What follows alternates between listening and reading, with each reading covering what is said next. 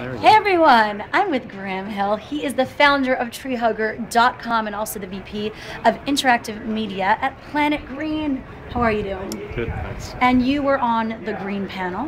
Very was. appropriate. I'm like in the forest right here. So tell me, how did you think it went? I thought it was pretty good. Some good parts, some bad parts. Now, a big theme obviously was how, green is such a buzzword lately. A lot of people could say it's a trend, but how do you feel how are you with the sites you're working on Planet Green, making it more than a trend, more than a buzzword? Well, I think this is this is absolutely the issue of our time. So it's going to be around, and probably will get worse before it gets better. So there certainly is some green fatigue, etc. But I think the lucky thing with green is that there's overlap in people's self-interest. In other words, going green can also help you save money. It can be good for your health, and there's becoming more and more sort of social currency around it. In other words, part of the reason you do it may be so that you appeal to your neighbors or the opposite sex or whatever. So luckily there's this overlap. And then there still is a segment, unfortunately a small one, I wish it was larger, of people who just do things because they're doing it because it's the right thing to do. How do you feel the online world has helped put the green movement out there, get the word out?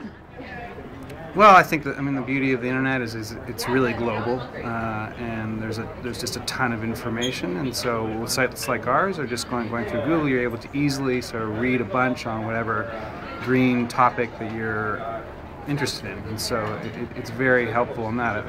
You can really care about something, but it's going to take you a whole bunch of time to do. You're just not going to do it. So the web's really helping make it easier to go green, find the products and solutions that you need. So it's very helpful in that way. What challenges have you faced?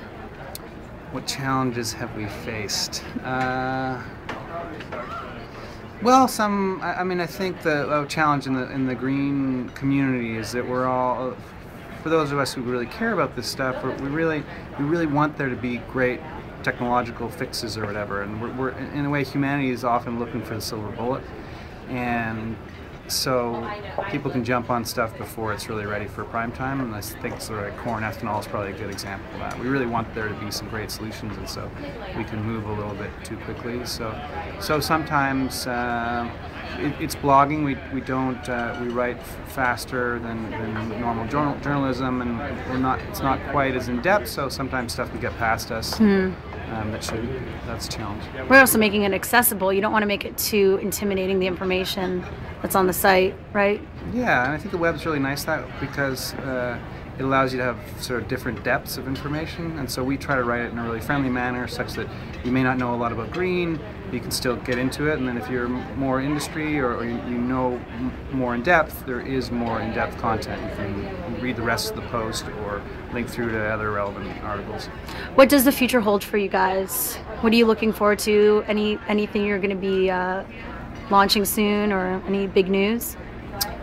I don't know if it's big news. I think it's more like bigger, better, faster. Like we're trying to build out a real global team, and it's really exciting for me to we're starting to have more and more correspondents all over the world. Like we have one in Istanbul, and so just being more global and bringing what's happening in green from the world over to the readers is really exciting for me.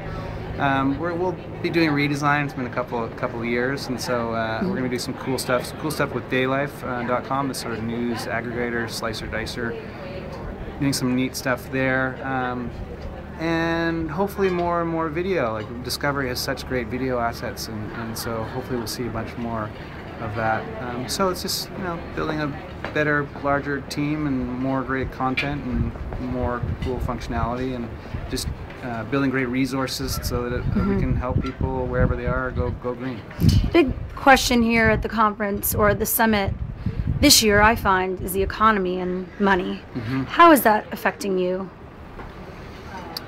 I wouldn't say we've noticed a ton yet. We're certainly gearing our content more towards saving money, because it's definitely something that's on people's minds. Like I haven't seen traffic nor advertising really be affected yet, but I imagine it will, and that we may have to tighten our belts.